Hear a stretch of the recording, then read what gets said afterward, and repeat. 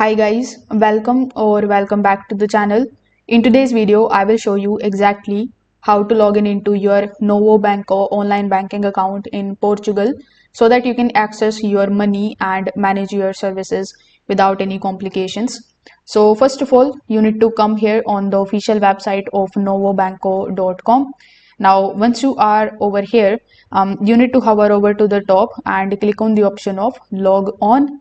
Now, once you do this, it is going to redirect you on the login page where you will have to provide your user number, which is your NIF or your PIN number. You can also use this particular keyboard over here, and then you can just provide all of these details. Now, once you are done with it, simply click on the option of continue here in the bottom. Then, if you have enabled any kind of security verification on the Novobanco account, you will get a verification code on your registered email address. So you need to provide that email address code, and then you need to log in into your account. So this way you will be able to get login into the Novobanco online banking account in Portugal. If this video helped you out, make sure that you like this video and subscribe to the channel. Thanks for watching.